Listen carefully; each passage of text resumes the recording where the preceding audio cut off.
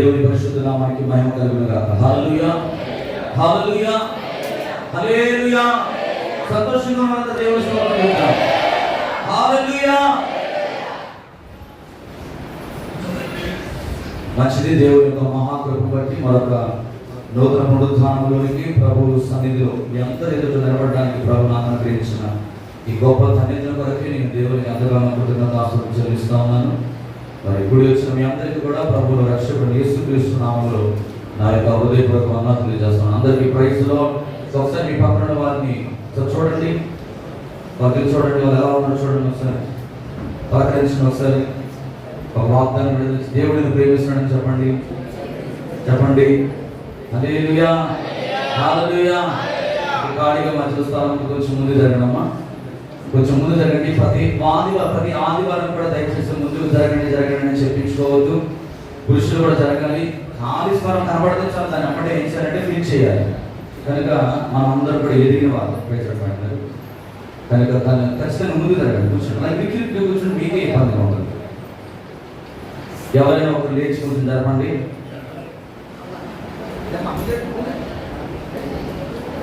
ఎందుకు రిజిస్ట్రేషన్ ఏమైనా చేయించుకున్నారు ఏంటి మీరు?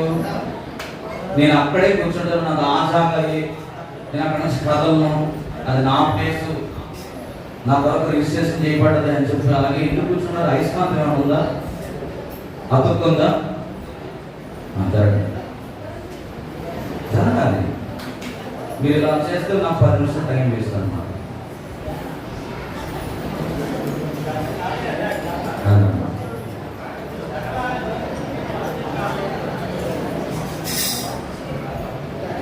సెటరేట్ అయిపోతారు. పురుషులు కూడా ఎదురు జరగడం గురించి మంచిది కూర్చోండి. మంచిదండి, మంచిది. అయిపోయింది కదా.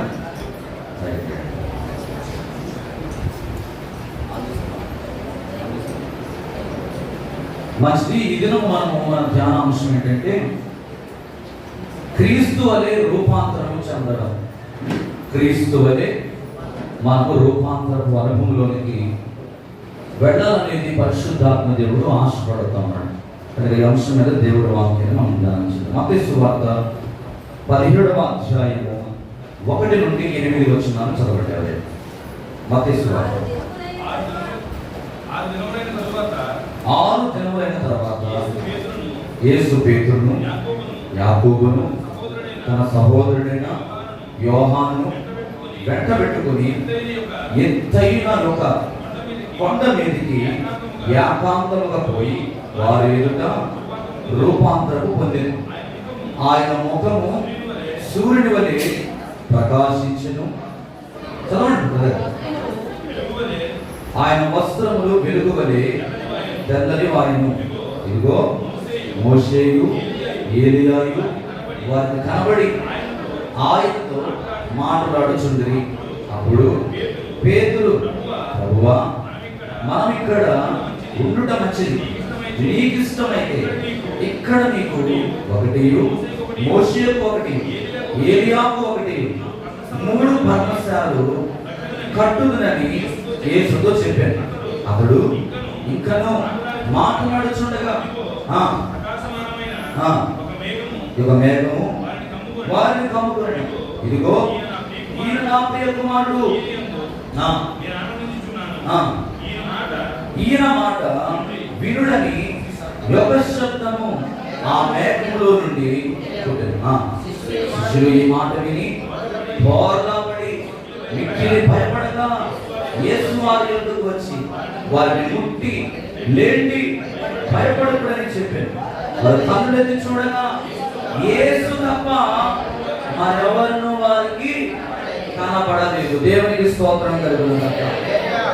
ఇదే విషయం మనకు మార్కు సువార్తలో కనబడుతుంది, లూకా సువార్తలో కూడా కనబడుతుంది. మార్కు సువార్తలో అయితే 9వ అధ్యాయము 2 నుండి 13 వచనాలు మీరు ఇంటికి తర్వాత చదువుకోండి. ఇదంతా చదివించడానికి టైం సరిపోదు కనుక మీకు వాక్యం ఇస్తాను. ఇంటికి తర్వాత మీరు ధ్యానం చేసుకోండి. మార్కు సువార్తలో కూడా ఉంటుంది 9వ అధ్యాయం 2 నుంచి 13 వచనాలు.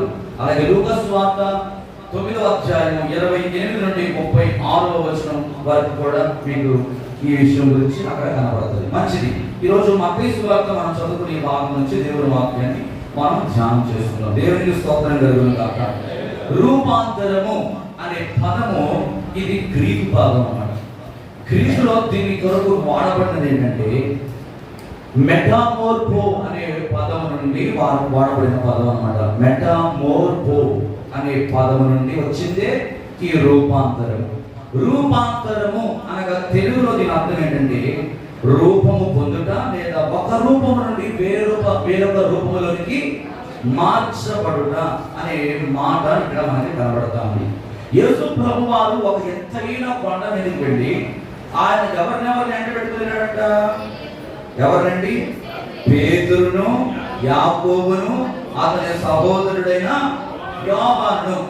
ఎవరిని ఎంట పెట్టుకోబోయాడట? పేతురు, యాకోబు, సహోదరుడైన యోహాను. ముగ్గురు కలిసి యేసు ప్రభుతో పాటు ఎక్కడికి వెళ్ళారు? ఎత్తైన కొండ మీదకి వెళ్ళి ఏం చేస్తున్నారు?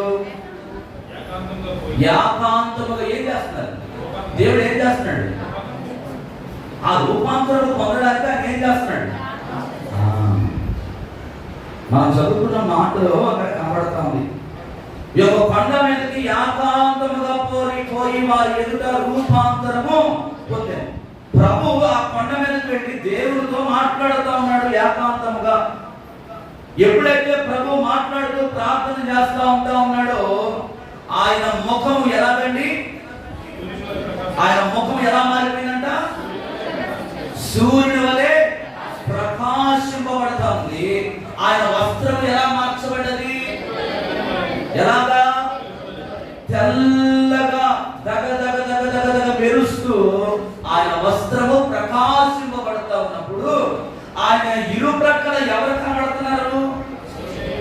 మోషేయు, ఏలియాయు. ఎవరికి కనబడ్డారు?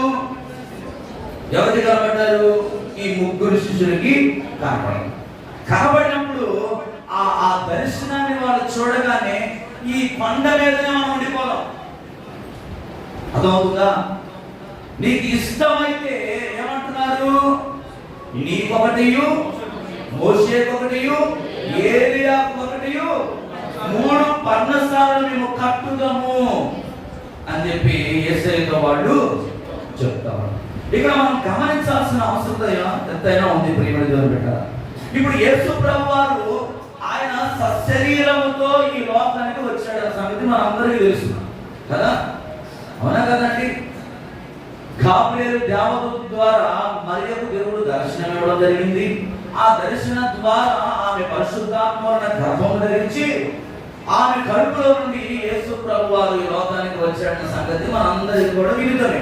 దేవునికి మహిమ కలుగును గాక.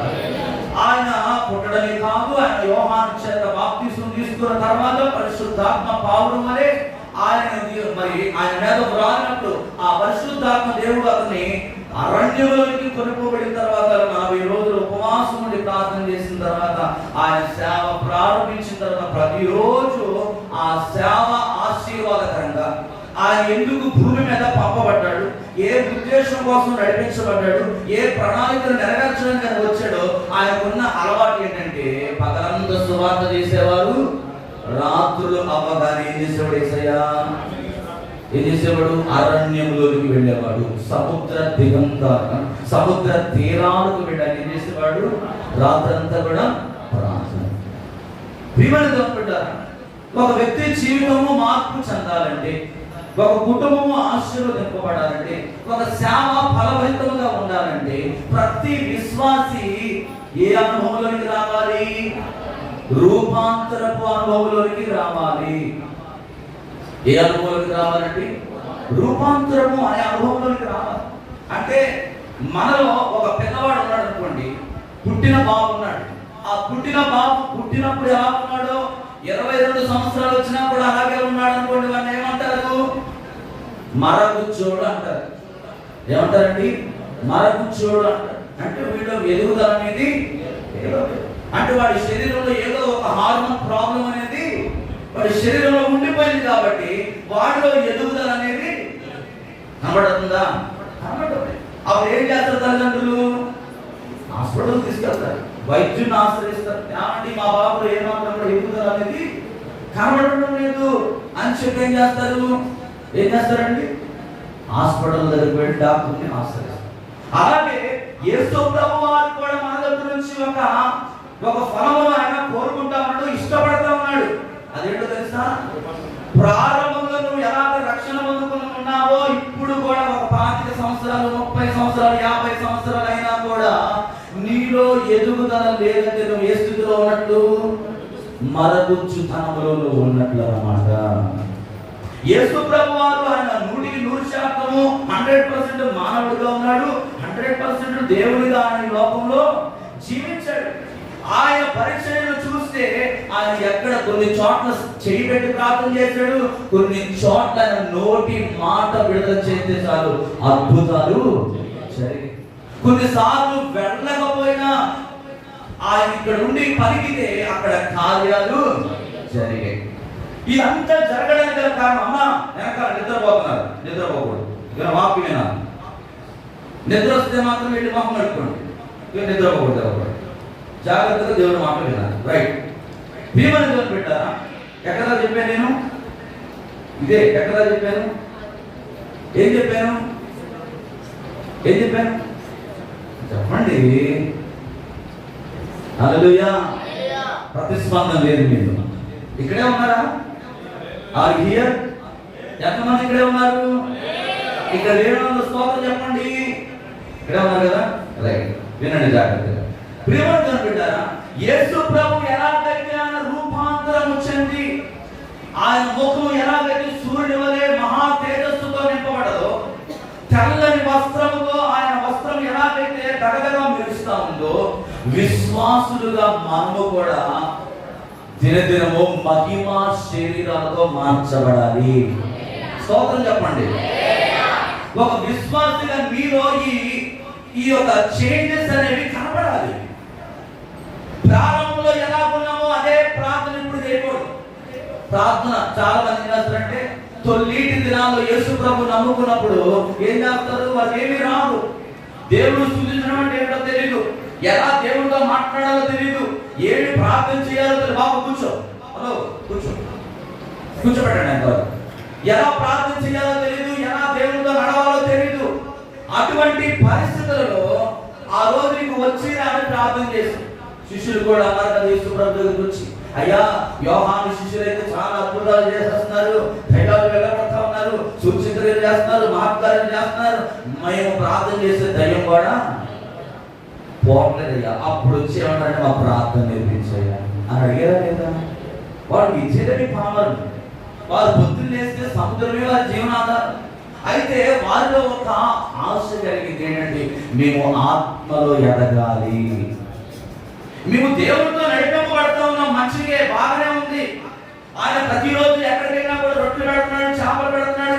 మేమంటే పొద్దున్న లేసి ఆ సముద్రం మీద వెళ్ళి ఆ గాలికి తుఫానికి ఆ దోణులు నడుపుకుంటూ మా జీవితాన్ని కొనసాగించేవాడు. ఇప్పుడైతే మాకు కడుపు నిండా ఆహారం దొరుకుతా ఉంది, సంతోషంగా ఉందా? ఉండలేదు. అక్కడే వారు ఆగిపోలేదు. ఏం చేశారు తెలుసా? దేవునిలాగా మేము కూడా దేవుని కార్యాలలో పాలు పంపులు పొందుకోవాలని ప్రభు దగ్గరకు వచ్చి ప్రార్థన నేర్పించమని అడిగినప్పుడు ప్రభు ప్రార్థన నేర్పించాడు. అప్పుడు వారి జీవితాలు దేవుని సన్నిధిని వారిని తాకాయి, అనేకమైన అద్భుతాలు వారు. అరే ఈ పేద మనలో మా పక్కనే తిరిగాడు కదా, మావాడే కదా, మా ఇంటి పక్కనోడే, మా ఈమెలో ఉన్నవాడే అన్న పేతురును యోహాను అందరిని బట్టి 12 మంది శిష్యులను బట్టి ఏమని సాక్ష్యం ఇచ్చింది లోకం? భూమిని తలక్రిందులు చేయవారు ఎక్కడకు కూడా ఎలా సాధ్యమైంది? వారిలో ఆశ కలిగింది, మేము దేవుల్లో ఎదగాలి, మేము రూపాంతరపు అనుభవంలోకి రావాలి, మేము ఆత్మీయంగా ఎదగాలి అని ప్రభువును వారు వేడుకున్నారు. కనుకనే దేవుని కొరకు బలమైన పాత్రలుగా అతసాక్షులు అవడానికి వారు సిద్ధపడ్డారు. దేవునికి స్తోత్రం కలుగును. ఈరోజు ఈ జీవితంలో కూడా ఇటువంటి రూపాంతరపు అనుభవం ఉన్నదా లేదా అనేది ఒక్కసారి జ్ఞాపకం చేసుకో. లూకా సువార్త 9వ అధ్యాయము 28 నుండి 35 వచనాలు ఒకసారి చూద్దాం. లూకా సువార్త 9వ అధ్యాయము 28 నుండి 35 వరకు. ఈ మాటలు చెప్పినది మొదలుకొని రమారమి రమారమి 8 దినములైన తర్వాత ఆయన పేతురును, యోహానును, యాకోబును వెంటబెట్టుకొని ప్రార్థన చేయుటకు ఒక కొండ ఎక్కెను. ఆయన ప్రార్థించుచుండగా ఆయన ముఖ రూపము మారెను. ఆయన వస్త్రములు తెల్లనివై దగదగా మరియు ఇద్దరు పురుషులు ఆయనతో మాట్లాడుచుండిరి. ఇందాక చెప్పాను కదండి, దేవుడికి స్తోత్రం కలుగును గాక. ఏంటండి ఈ సంఘటన అంతా కూడా మీరు గమనిస్తే అసలు యేసు ప్రభువారు రూపాంతరపు అనుభవంలోనికి రావడానికి గల కారణం ఏంటి? ఈ రూపాంతర అనుభవం దేనికి ముంగుర్తుగా ఉన్నది అంటే, దేనికి ముంగుర్తుగా ఉంది? ఆయన ఎందుకు ముఖము సూర్యుని వలె ప్రకాశింపబడ్డది, ఆయన వస్త్రం ఎందుకు దగ్గరగా మెరిసింది అని అంటే, దేనికి సాదృశ్యం అయ్యా అంటే ఇది దేనికి సాదృశ్యం అండి? క్రీస్తు యొక్క శిలువ మరణమునకు సాదృశ్యంగా ఉంది.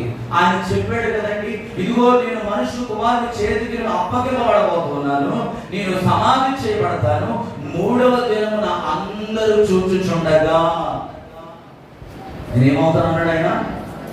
ఆరోహణం అవుతాను. ఆయన మరలా ఇంకే మాట చెప్పాడు తెలుసా? ఇదిగో మీ అందరినీ కూడా నేను ఆ పరలోక రాజ్యానికి తీసుకుపోవడానికి పునరుత్థానుడై నేను మరలా రాబోతున్నానని వాగ్దానం చేశాడు. ప్రియమంటారు బిడ్డారా, ఈ కొండ మీద ప్రభు ప్రార్థన చేసిన ఆ ప్రార్థన దేనికి సాదృశ్యంగా ఉందంటే పునరుత్థానమునకు సాదృశ్యంగా ఉన్నది. పునరుత్థానమునకు ముంగుర్తుగా ఇది కనబడతా ఉంది. హెబ్రీ రాసిన పత్రిక 1వ అధ్యాయం 3వ వచనం చదివితే, హెబ్రీ పత్రిక 1వ అధ్యాయం 3వ వచనం,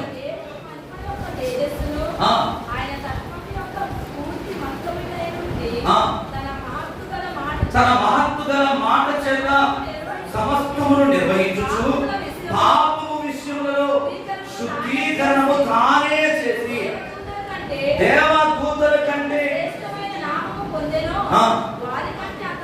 వారికంటే అంత శ్రేష్ఠుడై ఉన్నత లోకమందు మహామహుడకు దేవుని కుడి పార్శ్వమున దేవునికి స్తోత్రం కలుగును గాక. హల్లెలూయా, హల్లెలూయా. ఆయన దేవుని మహిమ యొక్క తేజస్సును, ఆయన తత్వము యొక్క మూర్తి మంత్రమునయుండి తన మహత్తు గల మాట చేత సమస్తమును నిర్వహించుచు దేని విషయంలో అంటండి? పాపము విషయంలో ప్రతి మానవుడు కూడా ఎలా తయారవాలంట? శుద్ధీకరింపబడాలి.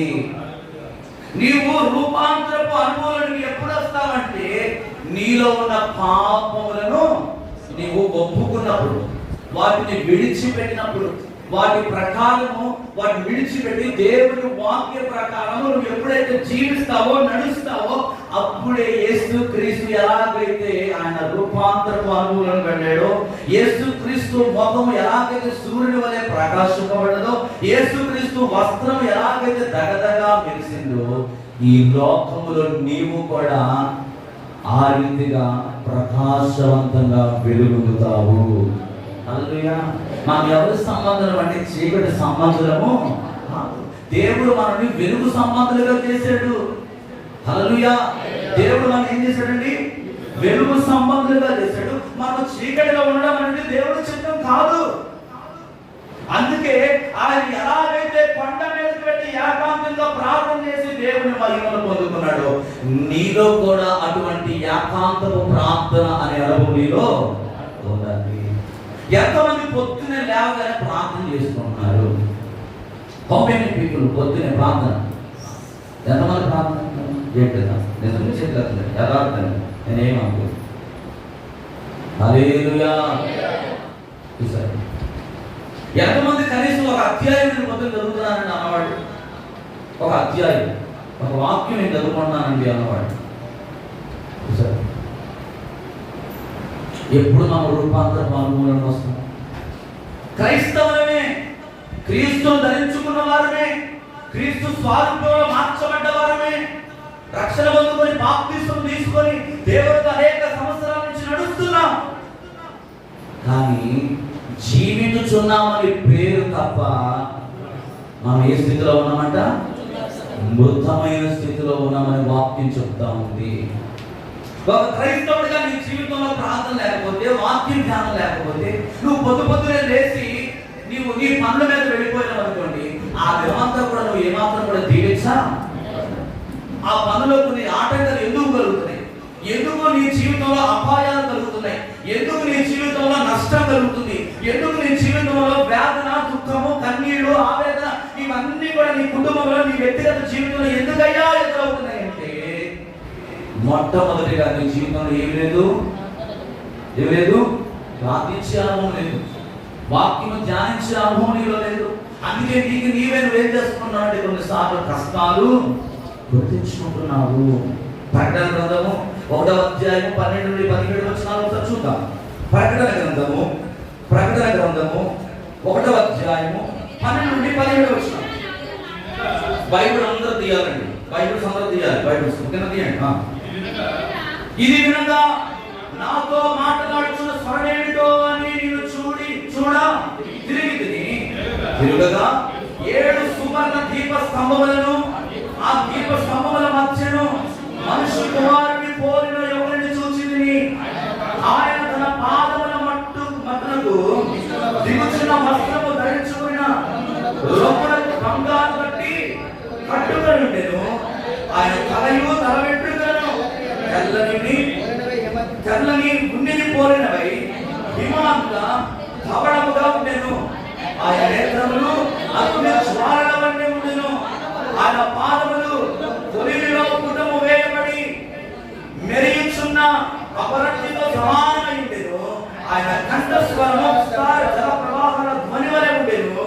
ఆయన తన కుడి చేత 7 నక్షత్రములు పట్టుకొని ఉండెను. ఆయన నోట నుండి 2 అంచెల వాడిన ఖడ్గం ఒకటి వెలుచుండెను. ఆయన ముఖము మహా తేజస్సుతో ప్రకాశించుచున్న సూర్యుని వలె ఉండెను. నేను ఆయనను చూడగానే చచ్చిన వాని వలె ఆయన పాదముల యొద్ద పడితిని. ఆయన తన కుడి చేతిని నా మీద ఉంచి నాతో ఇట్లనెను. దేవునికి స్తోత్రం. ఎవరయ్యా అంటే పద్మాసు దీపంలో యోహాను గారు దేవుని యొక్క దర్శనమును చూస్తున్న సందర్భం.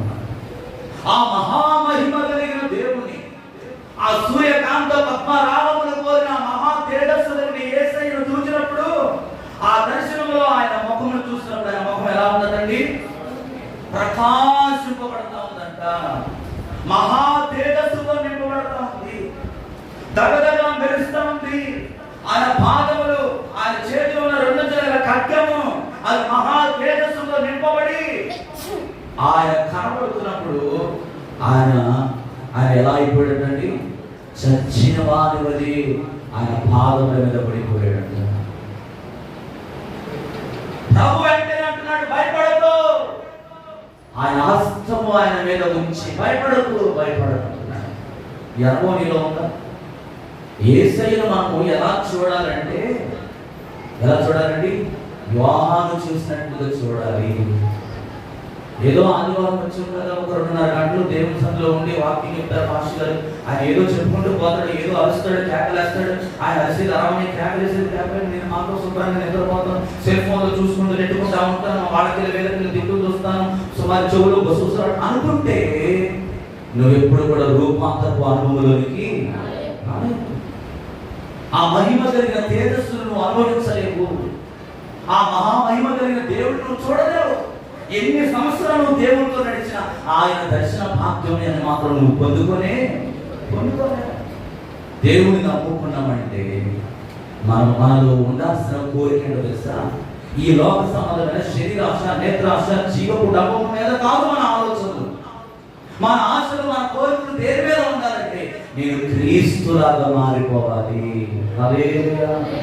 ఆయన స్వారూప్యంలో నేను మార్చబడాలి, ఆయన రూపంలో నేను మార్చబడాలి, ఆయన లాంటి గుణాలు నాలో ఉండాలి. ఇదే నీ ఆలోచన అయి ఉండాలి. అంతే తప్ప ఏమి తిందువా, ఏమి తాగుదువా, ఏమి ధరించుకుందువా అని అన్న వస్త్రాల విషయంలో మనం ఎప్పుడు కూడా ఆలోచన చేయకూడదు. విత్తనం విత్తిన వాడు నీరు పోయాక మానడు. ప్రభు ఈ లోకంలో నిన్ను పుట్టించాడంటే నిన్ను పోషించకుండా ఉండే దేవుడు కాదు. క్రైస్తవం అంటే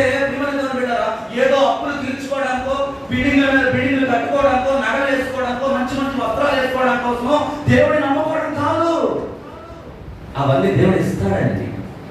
ప్రభు చెప్పాడు కదా, సింహపు పిల్లలు లేవి గలవై ఆకలి గొనినేమో కానీ యెహోవాను ఆశ్రయించు వారు ఏ లేరు. మన దేవుడు సర్వ సంపదలని ఎంతమంది నమ్ముతున్నారు? దేవుడు నీ కష్టాలను తీరుస్తున్నాడని ఎంతమందికి ఆశ ఉంది? ఎంతమంది విశ్వాసం కలిగి ఉన్నారు? నువ్వు నమ్మితే నీ అప్పులన్నీ కూడా దేవుడు తొలగిస్తాడు. మన విశ్వాసము దేని మీద ఆధారపడాలంటే దేవుడి వాక్యము మీద ఆధారపడి ఉండాలి. డబ్బు మీదనో లేకపోతే ఈ లోక సంబంధమైన విషయాల మీద ఆధారపడితే రూపాంతరపు అనుభవంలోకి నువ్వు రాలేవు. ఎన్ని సంవత్సరాలు ప్రార్థన చేసినా, ఎన్ని సంవత్సరాలు దేవుని స్తుతించినా, ఎంత నువ్వు ఆరాధన చేసినా నీవు ఈ రూపాంతరపు అనుభవంలోకి వెళ్ళలేవు. ముందు మన ఆలోచన మారాలి. చూద్దాం ఒకసారి లూకాసు వార్త 24:26. లూకాసు వార్త 24:26 బైబిల్ తెరుద్దాం. ఆదివారం వస్తే అందరూ బైబిల్ తెచ్చుకోవాలండి. ఒక నోట్స్, ఒక బైబిల్, పాఠ పుస్తకం మీ చేతిలో కంపల్సరీగా ఉండాలి. 24:26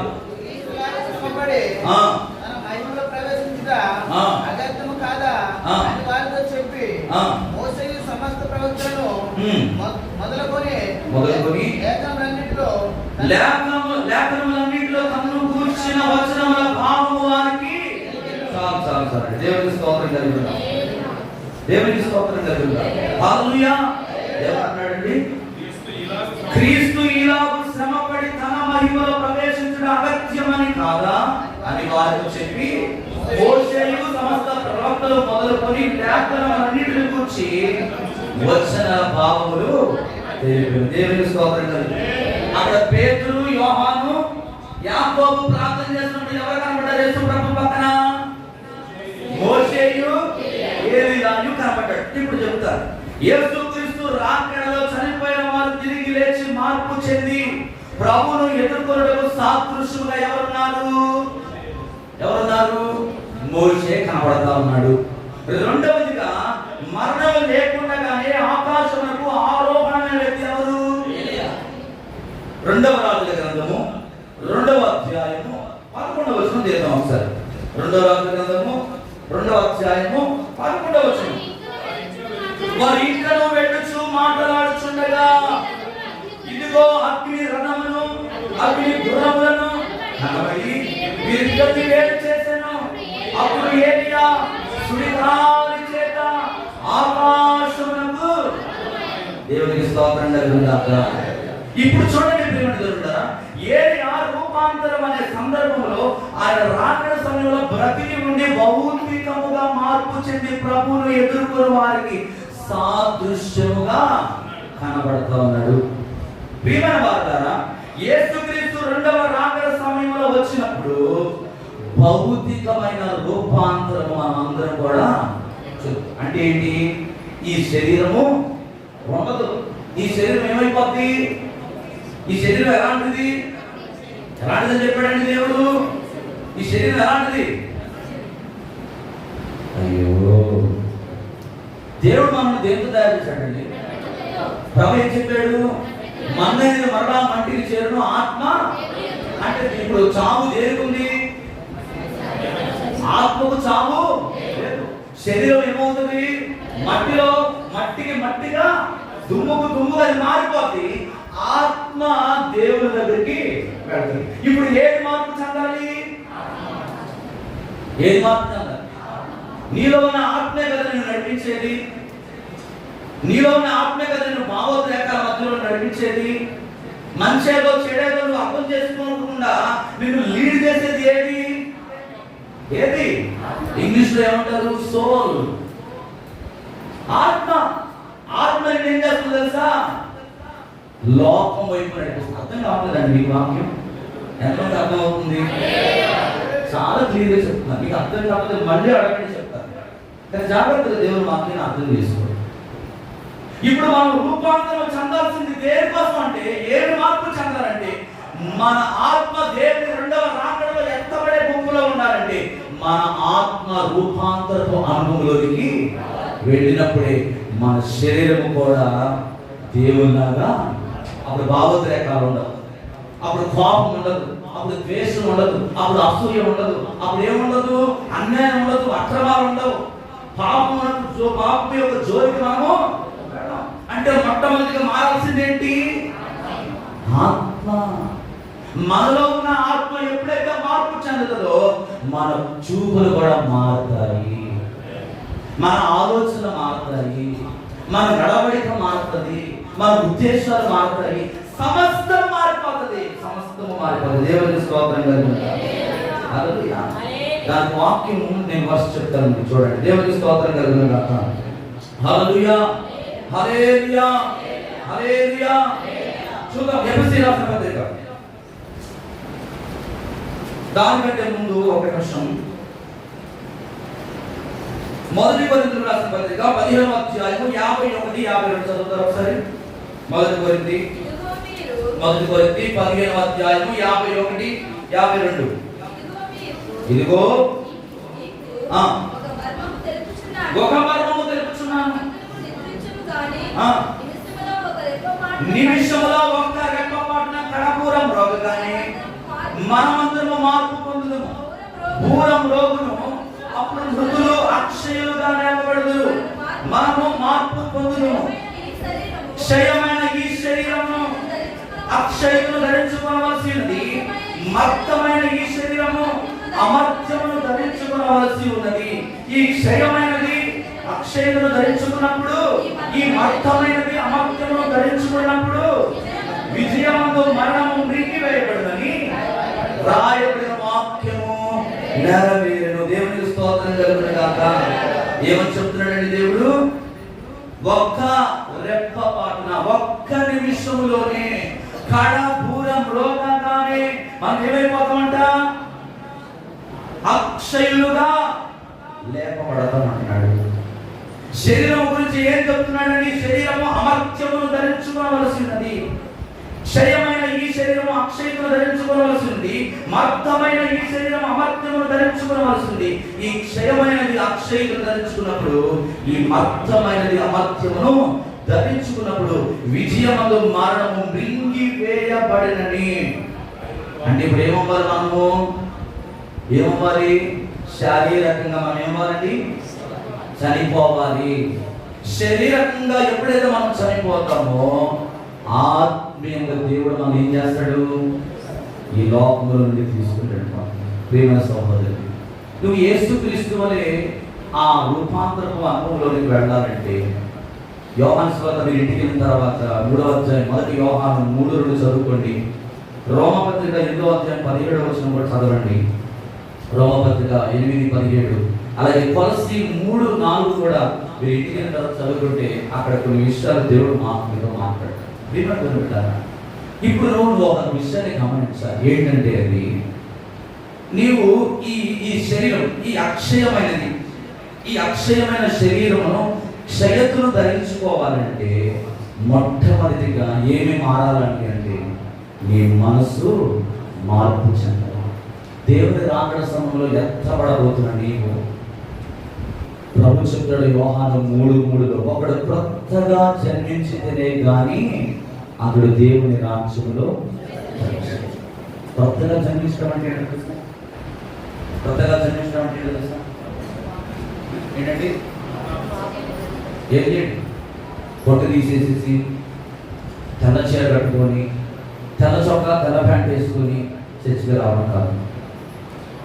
బాహ్య శరీరం కాదు, నీ బాహ్య శరీరం కాదు మారాల్సింది, నీ అంతరంగం మారాలి. అర్థమవుతుందా? నీ అంతరంగం ఎప్పుడైతే మార్చబడదో దేవుని ముఖ ప్రకాశం ఎలాగైతే, ఆయన ముఖం ఎలాగైతే మారిందో నీ ముఖము కూడా ప్రకాశింపబడదు. నిన్ను చూసిన వారు కూడా ఆనాడు మోషే ఆ కొండ దిగి వస్తున్నప్పుడు ప్రజలు ఎలాగైతే మోషే ముఖాన్ని చూడలేకపోయారో, ఈ రోజు భూమి మీద నువ్వు ఉండగానే దేవుడు కూడా నిన్ను అలా వాడుకుంటాడు. ఎంతమందికి ఆశ ఉందండి? ఎంతమందికి కోరిక ఉంది? ఇది క్రైస్తవ్యం అంటే. దేవుడు దీన్ని కోరుకుంటాడండి మా దగ్గర నుంచి. బాహ్య శరీరం కాదు, గుళ్ళో ఉన్నప్పుడు ఒకలా, గుడి బయట దయ్యాలుగా మారిపోవడం అది కాదు.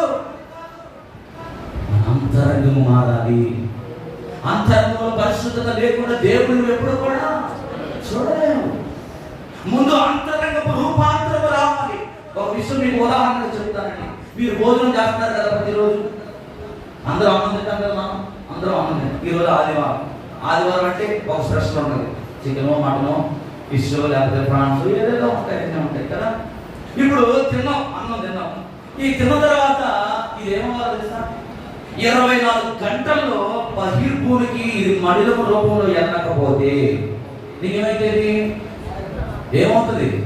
నీ శరీరంలో రకరకాల వ్యాధులన్నీ వస్తాయా రావా? వస్తాయి. రెండవదిగా మనం మంచినీళ్ళు తాగుతాం, మనం నీళ్లు తాగుతాం. నీళ్లు తాగినప్పుడు రోజుకి 6-7 లీటర్లు నీళ్లు తాగుతారు కదా. ఈ నీళ్లు ఎన్ని గంటల్లో బయటకు పోవాలి? 4 గంటల్లో ఈ వాటర్ నువ్వు తీసుకున్న నీరంతా కూడా 4 గంటల్లో బయటికి పోవాలి. పోకపోతే ఏమవుతుంది? కిడ్నీ ఫంక్షన్ అనేది తగ్గిపోతుంది కదా. అవునా కదా? ఇది ఎవరడిగా చెప్తారు. రెండవదిగా మీరు గాలి పీల్చుకుంటున్నారు. ఉదయం నుంచి సాయంత్రం వరకు పీల్చుకున్న గాలి ఎన్ని నిమిషాల్లో బయట తెలుసా? 2 సెకండ్స్లో బయటకు వెళ్ళిపోవాలి.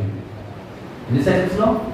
2 సెకండ్స్లో ఈ పీల్చుకున్న గాలి బయటికి పోకపోతే, సారీ ఒక్క నిమిషంలో నువ్వు పీల్చుకున్న గాలి బయటికి పోకపోతే ఏమవుతుంది? రోగాలు వస్తాయి. చూడు, అంటే ఒక శరీరము నడిపించబడాలంటే, ఒక శరీరము సక్రమంగా అవయవాలు పనిచేయాలంటే ఇంత ప్రాసెస్ ఉంది. మరి దేవుడు నమ్ముకున్న నీవు ఆయన పోలికలో, ఆయన స్వరూపంలో పాపము నుండి, అపవిత్రత నుండి నిన్ను పరిశుద్ధుడిగా మార్చడం కోసం ఆయన కలవరసిలో రక్తాన్ని చిందించి ఆయన నీ కోసం అనేకమైన 40 కొరడాల దెబ్బల చేత శరీరం అంతా నాగడి చాల వల్ల దున్ని ఆయన నీకు జీవాన్ని, రక్షణను, మారు మనసును, పరలోక రాజ్యానికి ఇస్తే నువ్వేం చేస్తున్నావు? ఇంకా లోక సంబంధమైన వ్యక్తిగా జీవిస్తూ ఉంటాము.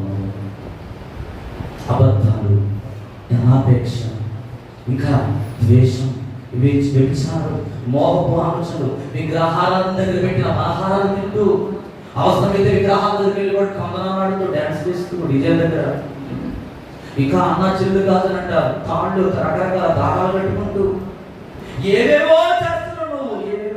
అబద్ధాలు, అన్యాయం, మోసం, అన్ని లంచాలు, లోకంలో చెప్పిన బోల్డ్ అనే విషయాలన్నీ కూడా ఆత్మీయంలో ఉండకూడదనే విషయాన్ని కూడా గ్రహించలేని స్థితిలో ఈరోజు చాలా మంది జీవిస్తున్నారు. అందుకే ఎఫెసీలో అంటాడు పౌలు భక్తుడు 4:26 అంటాడు. ఎఫెసీ 4:26 తీయండి. ఎఫెసీ కోపపడుడి గాని పాపము చేయకుడి, సూర్యుడు అస్తమించు వరకు. ఏంటండి? సూర్యుడు అస్తమించే వరకు. ఎన్ని సంవత్సరాలైందో నీ పక్కన వాళ్ళతో మాట్లాడి, ఎన్ని సంవత్సరాలైందో మీ అమ్మతో మాట్లాడి, మీ నాన్నతో మాట్లాడి, ఎన్ని సంవత్సరాలైందో మీ అమ్మతో, మీ అక్కతో, మీ చెల్లితో మాట్లాడి, మీ పెన్నమ్మతో, పిల్లితో, బాబీతో మాట్లాడి. మారమ్స్ వచ్చిందా? మారమ్స్ వచ్చినట్టేనా? ఇంకా మనము రూపాంతరం అనుభవానికి రావలేదంటే ఇవన్నీ మనలో ఉన్నాయేమో ఒక పరిశీలన చేసుకుందాం. ఈరోజు ప్రభు చెప్తున్నాడు, కోపపడుడే కానీ పాపము, సూర్యుడు అస్తమించు వరకు మీ కోపము నిలిచి ఉండకూడదు. ఈరోజు ప్రియమైన బిడ్డ, దేవుని సన్నిధిలో మనం ఆయన రాజ్యంలో చేర్చబడాలని మనలో ఇవేవి ఉండకూడదు. కొన్నిసార్లు మనుషులు మన హృదయాన్ని గాయపరుస్తారు, అనేకమైన నిందలు మన మీద వేస్తూ ఉంటారు, అనేకమైన రాళ్ళు వేస్తారు. మన శరీరంతో ఉన్నాము కావచ్చు కనుక కొన్నిసార్లు భావోద్రేకాలలోనే, కొన్నిసార్లు నీ మనసుని హృదయం బాధకు గురి చేస్తూ ఉండొచ్చు. అయినప్పటికీ కూడా ప్రభు సన్నిధిలో ప్రార్థించి ఆయన నీకు ధైర్యాన్ని ఇస్తాడు, ఆయన నీకు ఓర్చుకునే మనసుని ఇస్తాడు, సహించే మనసుని ఇస్తాడు. ఆయన నీకు సహాయం చేసి నేను ఏం చేస్తాడంటే తన చిత్తాన్ని నెరవేర్చడానికి నేను వాడుకుంటూ ముందుకు తీసుకువెళ్తాడు. దేవుని స్తోత్రం కలుగుతాడు. ఈరోజు మనం జీవిస్తున్నాం, మనలో ఎంతవరకు ఈ యొక్క రూపాంతరపు అనుభవం ఉంది? కొలస్సీ రాసిన పత్రికలు మీరు 3-4 అధ్యాయాలు ఇంటికి వెళ్ళి చదివితే అక్కడ పౌలు భక్తుడు ఒక విషయాన్ని చెబుతున్నాడంట. అదేంటి తెలుసా? కొలస్సీ సంఘము కూడా క్రీస్తుని విశ్వసించినప్పటికీ వారు మనస్సు మాత్రము రూపాంతరం చెందరు.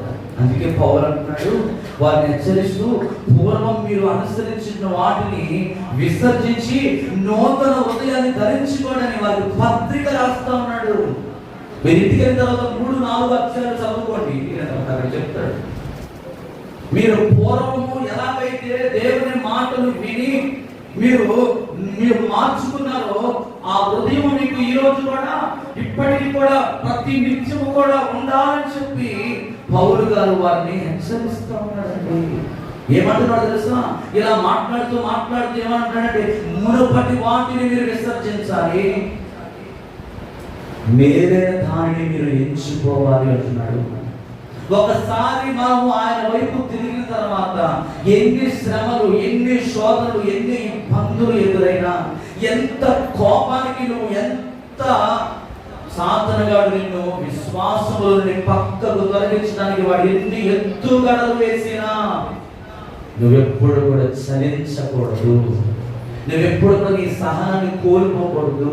నువ్వెప్పుడు కూడా దేవునికి దూరం అవ్వకూడదు. ప్రభు అంటున్నాడు, కోపపడుడి కానీ పాపము సూర్యుడు అస్తమించే వరకు నీవు ఆ కోపాన్ని ఏం చేయాలి?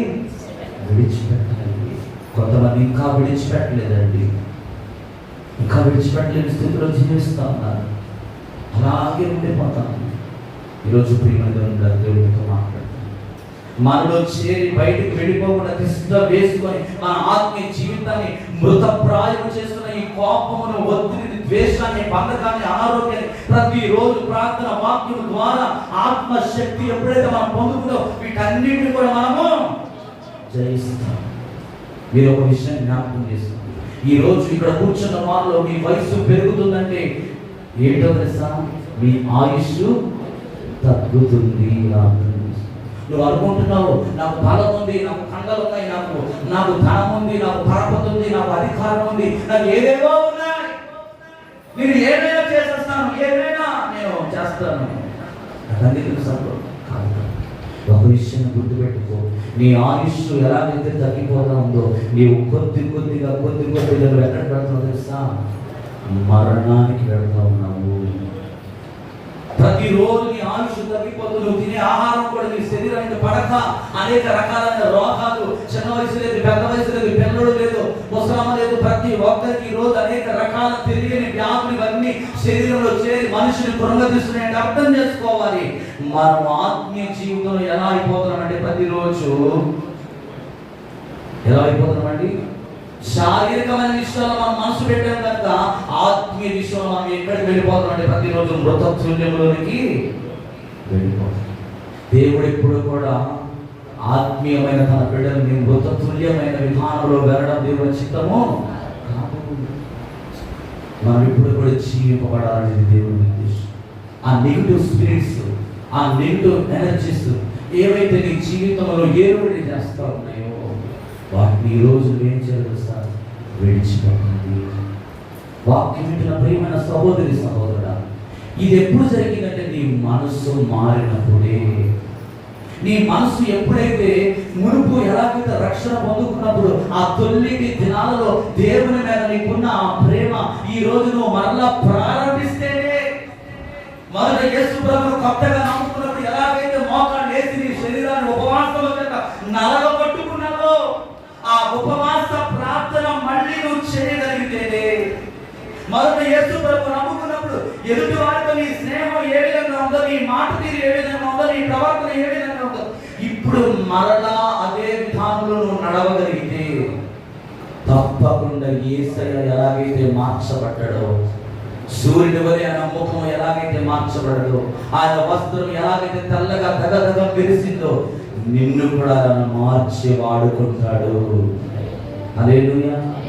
ఎంతమందికి ఈ కడవర దినాల్లో వాడబడాలని కోరుకుంది? యేసయ్య కోసం ఒక ఆత్మని నడిపించాలని ఎంతమంది ఆశపడుతున్నారు? ఆశ లేదా? వదిలిపెట్టండి. నిన్ను ఆత్మీయ జీవితం నుండి దూరం చేసే ప్రతి దాన్ని విడిచిపెట్టు. అది వ్యక్తులైనా మాటలైనా ఏదైనా కూడా నీ ఆత్మీయ జీవితానికి భంగము కలిగించే ఏదైతే నీ జీవితంలో ఏర్పాటు చేసి అది తిష్ట వేసుకుని అలాగే కూర్చొని నీ జీవితాన్ని లీడ్ చేస్తా ఉందో, నేను నెగిటివ్ స్పిరిట్ లో నడిపిస్తా ఉందో, ఈ రోజు యేసు నామములో దాని నుండి నువ్వు విడుదల పొందుకుందావు గాక. దాని నుండి పూర్తిగా నీకు విడుదల వచ్చును గాక. హల్లెలూయా. రూపాంతరపు అనుభవం అంటే ఇదేనండి. ఈ అనుభవం మనకు రావాలని దేవుడు ఆశపడుతున్నాడు. అందుకే ఆయన ఇంకా నీకు సమయం ఇస్తున్నాడు. అందుకే ఆయన ఇంకా నీ కోసం అనేక మందిని దేవుని సేవకులను పంపిస్తూ దేవుని మాటల చేత నువ్వు హెచ్చరిక చేస్తా ఉన్నాడు. ఎందుకో తెలుసా? నువ్వు నశించబడడం దేవుని ఉద్దేశం కాదు. నీవు మరణమునకు వెళ్ళడం దేవుని చిత్తం కాదు. నీవు జీవములోనికి వెళ్ళాలని దేవుని ఉద్దేశం. నిత్య జీవాన్ని నువ్వు వారసుడిగా దేవుడు చేశాడు. ఆ నిత్య జీవనంలో పొందాలంటే, ఆ నిత్య రాజ్యంలో నువ్వు వెళ్ళాలంటే మొదట నీ మనస్సును మార్చుకో. నీ మనస్సు మార్చు, నీ ఆలోచన మారాలి, నీ తలపుడు మారాలి. లూకాసు వార్త 10వ అధ్యాయం 11వ వచనం. లూకాసు వార్త 10వ అధ్యాయం 11వ వచనం చదువుదాం ఒకసారి. అయ్యో కొరీజినా, మీ మధ్య చేయబడిన అద్భుతములు తూరు సీదోను పట్టణములలో చేయబడిన ఆ పట్టణపు వారు పూర్వమే గోనె పట్ట కట్టుకొని బూడిదకి వేసుకొని కూర్చుండి. దేవుడేమంటాడు? అయ్యో కొరీజినా, అయ్యో మీ మధ్య చేయబడిన అద్భుతములు తూరు సీదోను పట్టణములలో చేయబడిన ఆ పట్టణపు వారు పూర్వమే గోనె పట్ట కట్టుకొని బూడిద వేసుకుని కూర్చొని మారు మనసు. ఈరోజు నీ గురించి దేవుడు అనకూడదు. నీ గురించి దేవుడు అనకూడదు. ఓ కొరీజినా, ఓ బెత్సయిదా అనే మాట దేవుని నోటి నుండి మన గురించి రాకూడదు. వస్తుందా ఆయన అంటున్నాడు. ఒకసారి నువ్వు చేసే పనుల ద్వారా, నువ్వు మాట్లాడే మాటల ద్వారా, నీ నడవడికల ద్వారా దేవునికి ఎక్కడైనా నువ్వు ఒక ఆయాసంగా ఉంటున్నావేమో ఈరోజు జ్ఞాపకం చేసుకో. ఈ మాట ఆ రోజు ఆ బిడ్డలున్నారు. పరిశుద్ధాత్మ దేవుడు ఈ రోజు సేవకుల ద్వారా దేవుడు నోటి నుండి వెలువడే మాటలు దేవుడు నిన్ను హెచ్చరిస్తున్నాడు. ఈరోజు ఇక్కడ తెలుసుకో. నీ హృదయాన్ని, నీ మనస్సును మార్చు. దేవులాగా మారడానికి ప్రయత్నించి ప్రవర్తనడు. ఆనాడు తూరు సీదోను పట్టణంలో మీ మధ్య చేసిన అద్భుతాలు నేను ఆలలో చేస్తే ఎప్పుడో వాళ్ళు మారు మనసు పొందేవారయ్యా. ఎప్పుడో గోనె పట్ట కట్టుకొని బూడిదలో వేసుకుని వారు దేవుని వైపు తిరిగేవారు. కానీ ఆ సమయం అంతా మీకు వెచ్చించాను అని దేవుడు మన గురించి అనకూడదు. ఆయన ఇంతకాలం నీకు ఎన్నో అవకాశాలు ఇచ్చాను, ఇంతకాలం ఎన్నో మాటలు సేవకుల ద్వారా మీరు మాట్లాడాను, అయినా కూడా నీలో మార్పులు రావట్లేదు. నేను ఎప్పుడో ఇక్కడ నుండి నేను వెళ్ళిపోయి వేరే వాళ్ళ మధ్యలో అద్భుతాలు చేస్తే బాగుండేది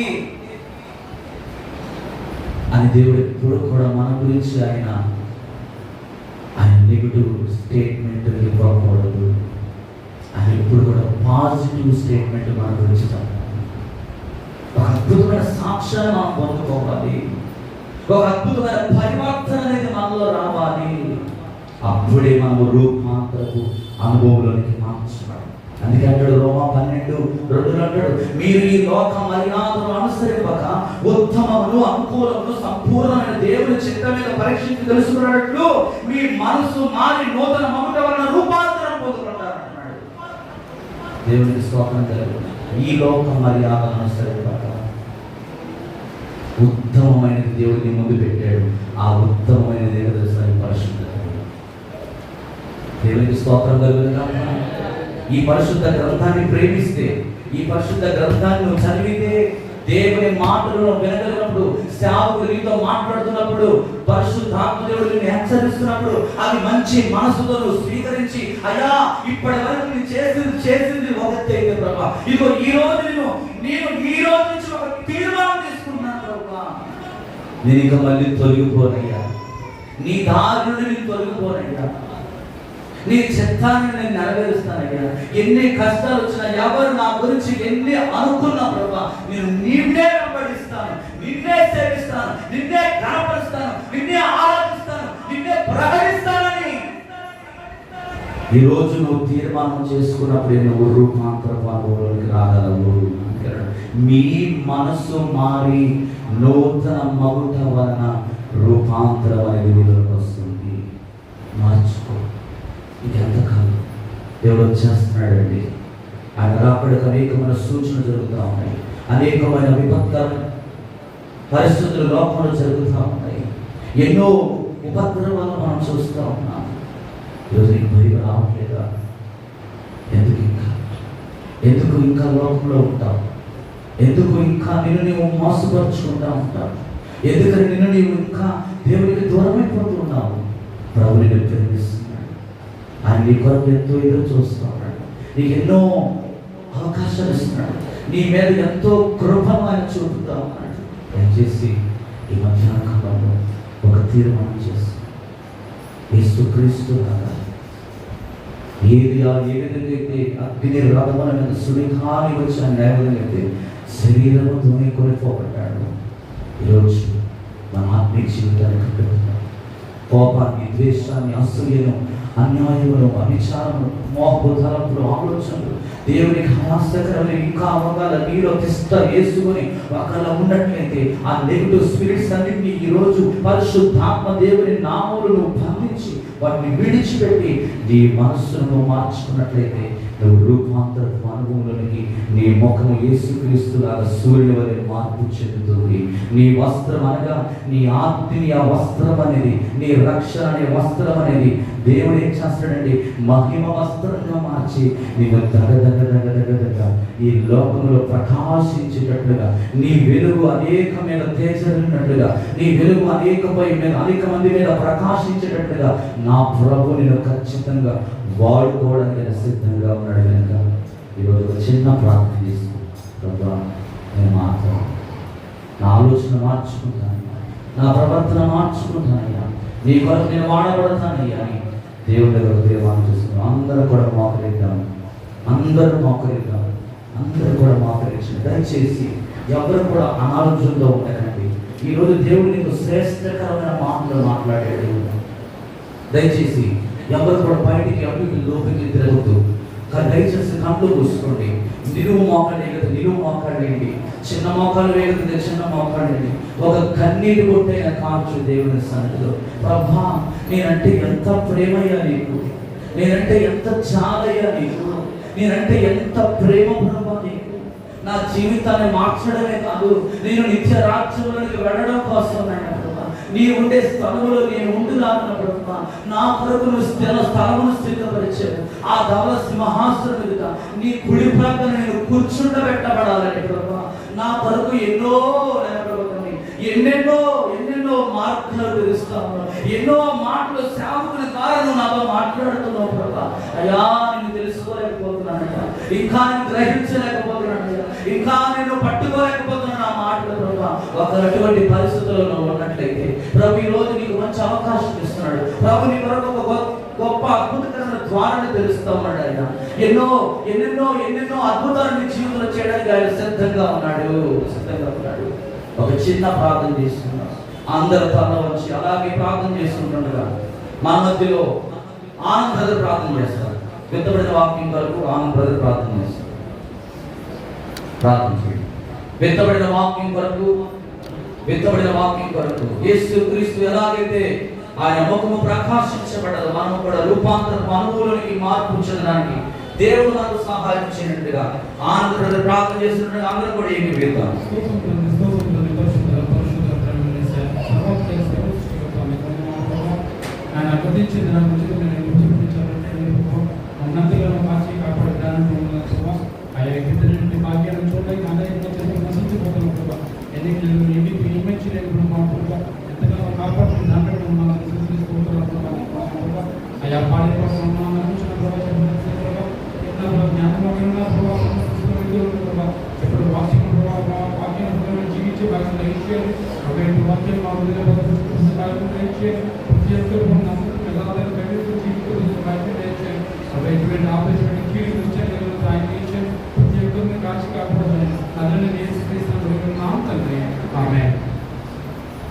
పరిశుద్ధాత్మకి బిగ్గరగా చప్పట్లు కొడదామండి.